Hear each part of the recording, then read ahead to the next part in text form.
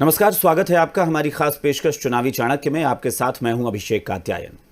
चुनावी चाणक्य में हम बात करते हैं ऐसी सियासी शख्सियत से जो चुनाव को अपनी रणनीति से प्रभावित करते हैं। अब चूंकि बिहार में विधानसभा चुनाव को लेकर कयास लगने लगे हैं कि चुनाव हो सकते हैं, हालांकि सत्ता पक्ष और विपक्ष में जबरदस्त टकराव देखने को मिल रहा है। इस मुद्दे पर विपक्ष चाहता है कि चुनाव ना हो, लेकिन हमारा काम है कि हम ये जानें कि आखिर इस चुनाव को कौन लोग हैं जो प्रभावित करेंगे और कैसे प्रभावित करेंगे, या किस तरह के समीकरण बन सकते हैं चुनाव को लेकर। आज इस खास पेशकश में हमारे साथ चुनावी चाणक्य में जुड़े हैं जनता दल यूनाइटेड के वरिष्ठ नेता और पार्टी के राष्ट्रीय प्रधान महासचिव केसी त्यागी जी। केसी त्यागी जी, बहुत बहुत स्वागत है। धन्यवाद। अब जाहिर तौर पर मैंने जो शुरुआत की उसमें चुनाव को लेकर ही शुरुआत करना चाहिए आपसे भी कि क्या होगा चुनाव में। क्या वाकई लगता है कि चुनाव होंगे सही समय पर, या फिर आप भी चाहते हैं या आपकी पार्टी भी चाहती है कि कोरोना के समय बचना चाहिए चुनाव से? सभी दलों को लोकतंत्र में अपनी पार्टी का पक्ष रखने का अधिकार है जी। कुछ विपक्षी दलों ने इस तरह की राय जाहिर की है कि कोरोना के इस संकट काल में चुनावी परिस्थितियां नहीं हैं कि चुनाव वहाँ संपन्न कराए जाए, लेकिन चुनाव कराना या ना कराना चुनाव आयोग के अंतर्गत आता है।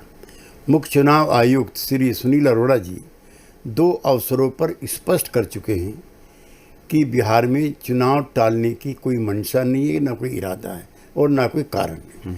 बल्कि उन्होंने तो जो 1961 का चुनाव का जो कानून है उसमें भी तब्दीली की थी जी। और चुनाव उन्होंने ला मंत्रालय को भेजा था कि 65 साल से अधिक के जो व्यक्ति हैं वो वोट डाल सकते हैं बगैर लाइन में आए भी, डाक की व्यवस्था जिसको बोलते हैं। और इसी दौर में मेरे पास लंबी फहरिस्त है जी। उन्होंने इतना भी कहा है कि इस समय 7 करोड़ 18 लाख मतदाता बिहार में अपने मत का सदुपयोग करेंगे और लगभग 97,000 पोलिंग स्टेशन बनाए जाएंगे। पहले 1600 के आसपास एक बूथ पर मतदाता होते थे। इस बार समय भी थोड़ा बढ़ाया जा सकता है और मतदाताओं की संख्या भी कम की जा सकती है, जो लगभग 1000 के आसपास होगी।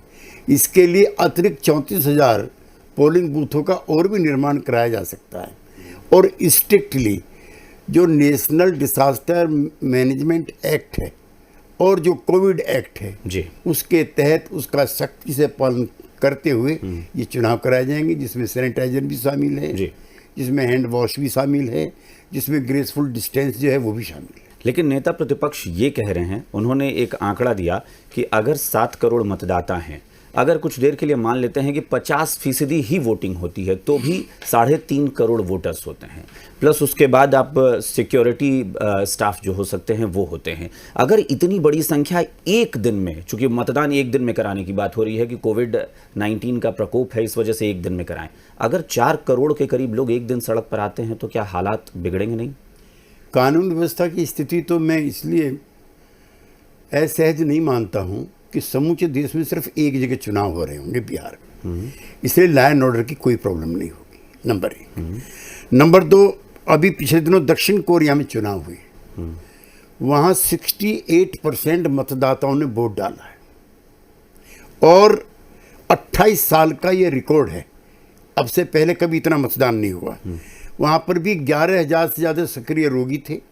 हमने देखा है कि तमाम प्रयासों के बावजूद लोग बिना मास्क के बाहर निकलते हैं, बिना सोशल डिस्टेंसिंग का पालन किए अपना काम कर रहे हैं। फिर ऐसे में क्या मुमकिन है इतनी बड़ी संख्या में लोगों को कंट्रोल करना एक दिन में? तो मुझको नहीं लगता इसमें कोई दिक्कत जो है। और फिर चुनाव आयोग खुद ही कह चुका है कि हमें कराने में कोई दिक्कत नहीं है। अब अगर आप किसी को पराजय का डर हो, अगर किसी का गठबंधन मजबूत ना रहा हो, किसी के परिवार में विवाद हो, किसी की पार्टी में विवाद हो, किसी का गठबंधन अपना नेता ना चुन पा रहा हो, उसकी आड़ में आप चुनाव टलवाना चाहते हैं तो बात दूसरी। यानी आपकी बातों से लग रहा है कि आप सीधे तौर पर कहना चाह रहे हैं कि हाँ, विपक्ष कहीं ना कहीं चुनाव से डर रहा है, उन्हें लगता है कि शायद इस वक्त संभव नहीं है। पिछले जो लोकसभा का चुनाव हुआ था, अगर वही नरेंद्र मोदी जी राष्ट्रीय स्तर पर गठबंधन के नेता हैं, वही नीतीश कुमार जी बिहार के स्तर पर गठबंधन के नेता हैं, दोनों के संयुक्त नेतृत्व में जो चुनाव हुआ था उसको अगर आप आंकड़ा मानते हैं तो 218 सीटों पर 243 में 218 सीटों पर ये गठबंधन आगे है। तो वहाँ तो चुनाव ही नहीं है, वहाँ तो सिलेक्शन होना है। यानी आपको लगता है एक तरफा जीत है आपकी? हाँ, एक तरफा ही। अगर कुछ देर के लिए मान लेते हैं कि पूरा विपक्ष एकजुट होकर कह देता है कि नहीं, हमें चुनाव नहीं चाहिए, हम चुनाव में हिस्सा नहीं लेंगे, फिर ऐसी स्थिति भी अगर पैदा होती है तो फिर क्या करेंगे? नहीं, मुझको नहीं लगता है कि ऐसा गैर जिम्मेदाराना व्यवहार विपक्ष करेगा। लोकतंत्र के लिए बड़ी चुनौती हो जाएगी। फिर तो दिल्ली में भी नरेंद्र मोदी जी के मुकाबले में सारी पार्टियां खड़ी हो जाएंगी कि हम नहीं चाहते हैं चुनाव। तो क्या दिल्ली में भी चुनाव नहीं होंगे? क्या प्रदेश और क्या केंद्र की सरकारें बगैर चुनाव के चलेंगी? ये तो अनडेमोक्रेटिक एक्ट है। और ऐसा हुआ भी है। आसाम में एक बार विपक्षी दलों ने बायकॉट कर दिया, पंजाब में बायकॉट कर दिया, तो भी चुनाव हुए। मतदान कम हुआ, सही है, कोई ना कोई और पार्टियां खड़ी होगी। दो उदाहरण तो मैं आपके सामने रख रहा हूं। जी, आपकी ताकत क्या होगी? विपक्ष का कमजोर होना, विपक्ष का बटा होना, या आपकी गठबंधन की अपनी कोई ताकत है? नहीं, हमारी ताकत गठबंधन भी है, लेकिन हमारी सबसे बड़ी ताकत है लालू जी राबड़ी जी के परिवार के 15 साल और हमारे 15 साल। उनके 15 साल में जो विकास के कार्य हुए उसकी लिस्ट, जो हमारे में हुए उसकी लिस्ट। थोड़ा सा मैं आपका समय लेना चाहूँगा। आरजेडी के शासनकाल में जो विकास की दर है वो 3.19 थी और 15 साल के सुशासन में वो 11.3% हो। इसी तरह से राबड़ी जी के शासनकाल के अंतिम वर्ष में बिहार का बजटीय जो प्रोविजन है वो 23,000 करोड़ रुपए का था। आप यकीन कर लीजिए कि आज की तारीख में वो 2.11 लाख करोड़ रुपए का हो चुका है। लाइन ऑर्डर को लेकर के समाचार पत्र भी, आपके चैनल भी जंगल राज की उपाधि उस सरकार को दिए हुए था। इन 15 सालों में छोटी मोटी वारदात को छोड़ दीजिए, एक भी सामूहिक हत्याकांड नहीं। मैं इसे दूसरे तरीके से देख रहा हूं कि अगर एक कार्यकाल मिला होता एनडीए को या नीतीश कुमार को, तो एक कार्यकाल में कहा जा सकता था कि आप पिछली सरकार से तुलना करें। तीसरा कार्यकाल पूरा हो रहा है, अब 3 कार्यकाल की बात आती है, तो फिर नीतीश कुमार के वर्तमान कार्यकाल की तुलना हम इन्हीं के पहले और दूसरे कार्यकाल से क्यों ना करें?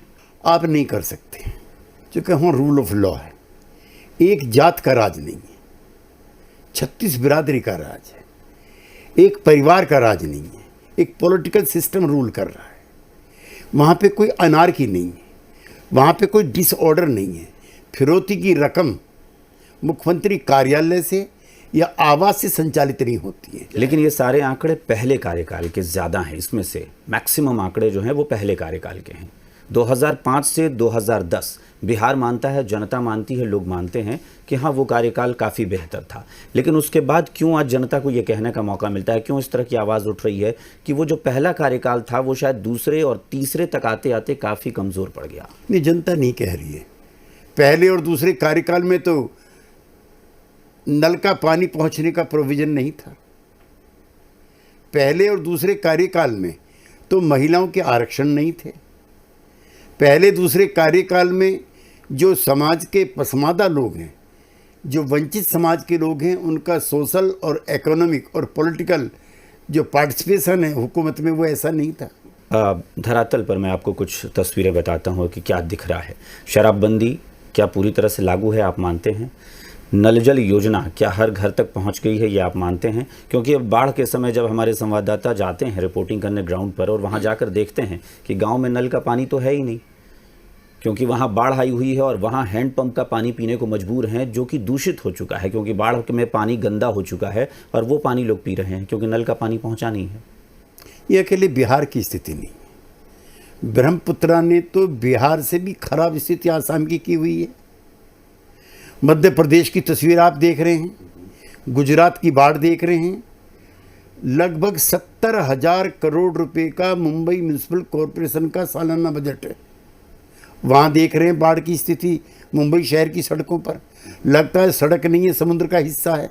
बिहार के साथ आज से आपदा नहीं है, हर साल सूखा पड़ेगा, हर साल बाढ़ आएगी।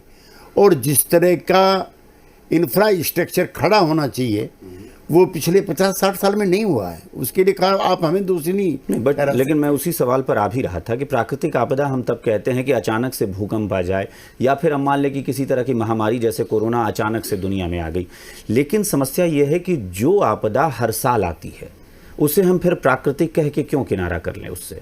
हम ये भी तो कह सकते हैं कि हमने तैयारी नहीं की इतने सालों में। पूरे देश में तैयारी नहीं हुई है।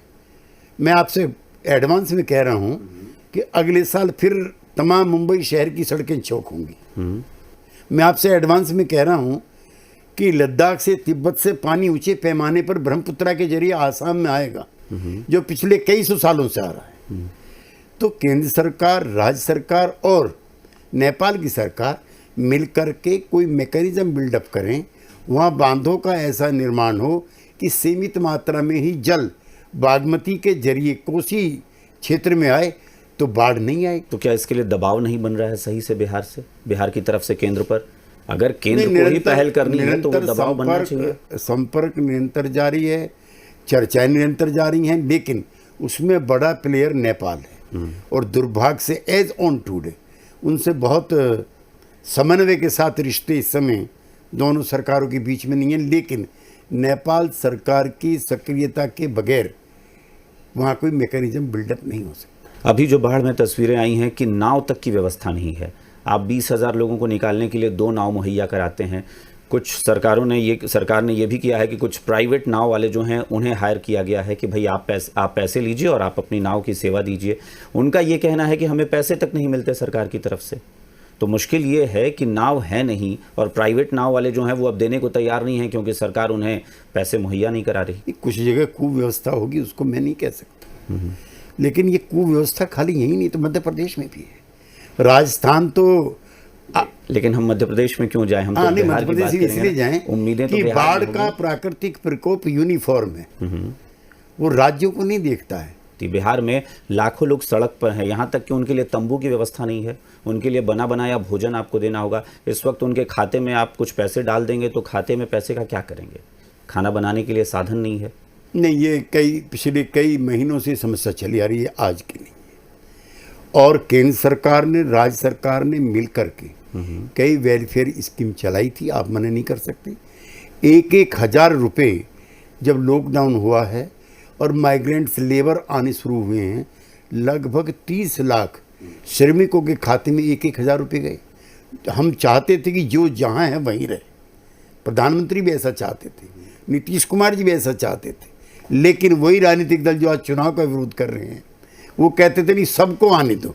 जब सबने आना शुरू किया तो संक्रमण फैलना शुरू हुआ। उससे पहले बिहार में कोई संक्रमण नहीं था। आपने कहा कि चूंकि विपक्ष ने एक दबाव बनाया, नीतीश कुमार कह रहे थे कि जो जहां है वहीं रहें, प्रधानमंत्री कह रहे थे जो जहां है वहीं रहें, विपक्ष ने कहा कि सबको वापस लेकर आइए, जबकि सत्ता पक्ष कह रहा था कि अगर सब वापस आते हैं तो संक्रमण बढ़ेगा। फिर आप दबाव में आए और आप लेकर आए आखिर। तो क्या माना जाए कि विपक्ष के दबाव में सरकार हिट विकेट हो गई? नहीं, उसको आप दूसरे तरीके से सोचिए कि जिन संबंधित राज्य सरकारों से ये माइग्रेंट लेबर आए हैं वो उनकी संवेदनाएं कमज़ोर थी, चाहे वो गुजरात की सरकार हो, चाहे महाराष्ट्र की सरकार हो, चाहे वो दिल्ली की सरकार हो या हरियाणा पंजाब की सरकार हो। वो उनके खाने का, पीने का, ठहरने का समुचित इंतजाम नहीं कर पाए। वो बहुत भयानक दौर थे जब मकान मालिक इन श्रमिकों को घर से बाहर निकाल रहे थे क्योंकि उनके पास पैसे नहीं थे। चलिए, लेकिन लोग तो आ गए, वापस आ गए। अभी भी बिहार को लेकर सवाल उठ रहे हैं कि कोरोना के सही तरीके से इलाज के इंतजाम नहीं है। और इस तस्वीर को जब सबने देखा है देश और दुनिया में तो वाकई बिहार शर्मसार हुआ। आप देखिए, अस्पताल में बिस्तर पे एक शव पड़ा रहता है 48 घंटे तक। आप देखिए कि अस्पताल के बाहर एक मरीज खुद ऑक्सीजन सिलेंडर ढोता हुआ नजर आता है। ये किस तरह की तस्वीर है और किस तरह का हेल्थ सिस्टम है प्रदेश में? WHO के मुताबिक बिहार नहीं, समूचा देश स्वास्थ्य सेवाओं को लेकर के पिछड़ा हुआ है। साउथ एशिया जिसको आप कहते हैं, जिसमें हिंदुस्तान, बांग्लादेश, नेपाल, श्रीलंका, मालदीव आते हैं। आपको अफसोस होगा कि सबसे कम GDP स्वास्थ्य पे भारत की खर्च होती है। बांग्लादेश से भी हम खराब हैं, नेपाल से भी हम खराब हैं, श्रीलंका से भी हम खराब है। 1% GDP नंबर 1। 30 साल के आर्थिक सुधारों में सिर्फ 5 सितारा हॉस्पिटल तो बने हैं, लेकिन जो प्राइमरी हेल्थ सेंटर बनने चाहिए थे, जो प्राइमरी स्वास्थ्य केंद्र बनने चाहिए थे, बिहार में क्यों नहीं? मैं बार बार कह रहा हूँ, मैं पूरे देश की बात कर रहा हूँ, बिहार उसी का हिस्सा है। बिहार उसका हिस्सा है, लेकिन बिहार की सरकार को उस पे करना अगर चाहिए था। 10% जीडीपी उस पर लगी होती तो उसका हिस्सा बिहार झारखंड को भी मिलता। वहां पर भी जो प्राथमिक स्वास्थ्य केंद्र हैं वो मजबूत होते। तो क्या फंड की कमी है समूचे देश में? बिहार में भी? बिहार में भी। तो केंद्र सरकार से अतिरिक्त पैसे की मांग की गई हेल्थ सेक्टर के लिए? अब सारे आंकड़े तो मेरे पास इस समय उपलब्ध नहीं है। मंगल पांडे जी जो हमारे स्वास्थ्य मंत्री हैं, उन्होंने किस किस तरह की मदद केंद्र सरकार से चाहिए और कितनी मिली है, इस पर तो विस्तार से वो बताने की वही करेंगे। लेकिन बिहार सरकार एक अलर्ट गवर्नमेंट।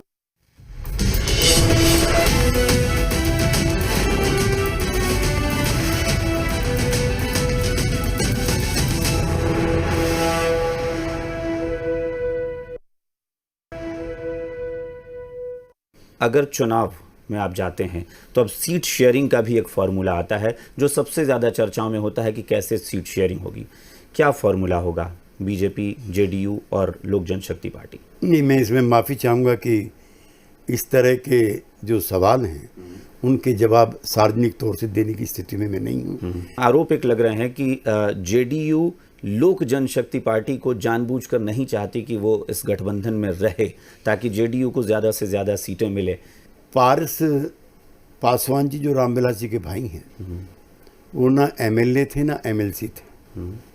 नीतीश कुमार जी ने रामविलास जी को अपने आवास पे बुलाया, पारस को बुलाया, उस समय रामचंद्र भी जिंदा थे, उनको भी बुलाया, और चिराग पासवान को बुलाया, चाय पिलाई और उनको कहा कि आज से ये मैं एमएलसी नॉमिनेट करता हूं और बिहार सरकार मंत्री होंगे।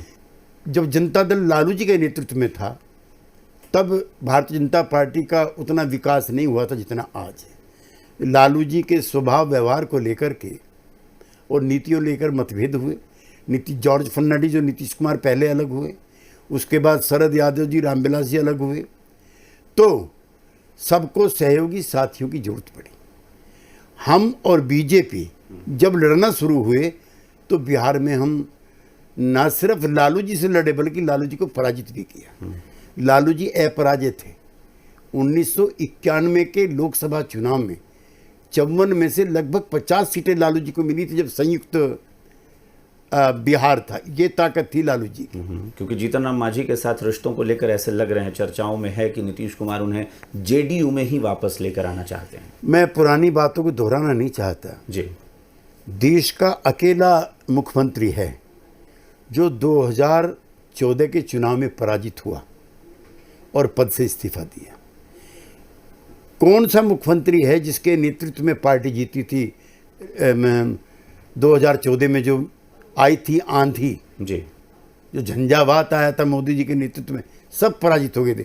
एक मुख्यमंत्री बचा था और उन्होंने सबके समाज का जो सबसे अंतिम पायदान पे बैठा हुआ समूह है उसके नेता जीतन राम मांझी को मुख्यमंत्री बनाया था। दुर्भाग्य कि वो हमारे साथ नहीं रहे। अगर वो आते हैं तो आप बाहें खोल के स्वागत करेंगे अगर वो जेडीयू में वापस आए? नीतीश कुमार जी के नेतृत्व में बिहार के अंदर जो भी व्यक्तियों का समूह या दल आना चाहेगा उसका स्वागत है। तो गठबंधन को लेकर आप एकदम आश्वस्त हैं कि चुनाव आप जीतने जा रहे हैं? अगर चुनाव नहीं, मैं नहीं, सरकारी आंकड़े भी इस बात के गवाह हैं। चुनाव आयोग से जो आंकड़े प्राप्त हुए हैं उसके मुताबिक सिर्फ 20 या 22 सीटें ऐसी हैं जहां पर आरजेडी प्लस की बढ़त है और 2010 की पुनरावृत्ति होगी। श्री नरेंद्र मोदी जी, अमित शाह जी, नड्डा जी 1 दर्जन बार घोषणा कर चुके हैं कि अगला बिहार का चुनाव नीतीश जी के नेतृत्व में होगा। बिल्कुल। मैं आरएलएसपी का, मुकेश सहनी जी का, जीतन राम मांझी जी का और कांग्रेस पार्टी के नेताओं के भी बयानों की 1 दर्जन कतरने मेरे पास हैं कि अभी तक कोई नेता तय नहीं है कि वहाँ किसके नेतृत्व में चुनाव होगा। आखिरी सवाल आपके एक पुराने बयान से। आपने एक बयान दिया था जब आप बिहार में महागठबंधन के साथ थे, यानी आरजेडी के साथ थे, तब आपने कहा था जब वहाँ कड़वाहट बढ़ रही थी कि हम एनडीए में ज़्यादा कंफर्टेबल थे क्योंकि हमें लगता है कि उनके साथ हमारा डेवलपमेंट को लेकर तालमेल था।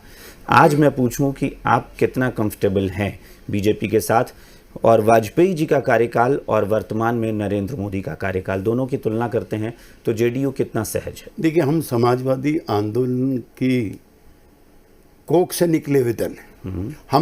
मैंने तब बयान दिया था, मैं तो आज भी कह रहा हूँ कि हम अटल जी के समय में ज़्यादा कंफर्टेबल थे बजाय उस महागठबंधन में जहाँ रोज़ टांग खींची जाती थी, रोज़ सवाल किए जाते थे और रोज़ भ्रष्टाचार के आरोप भी हमारी सहयोगी पार्टी के नेताओं पे लगते हैं। एक चीज़ मैं जरूर घमंड के साथ कह सकता हूँ जी, ना प्रधानमंत्री पर ना उनके किसी मंत्रिमंडलीय कुलीग पर एक भी भ्रष्टाचार का आरोप पिछले 6 वर्षों में नहीं लगा।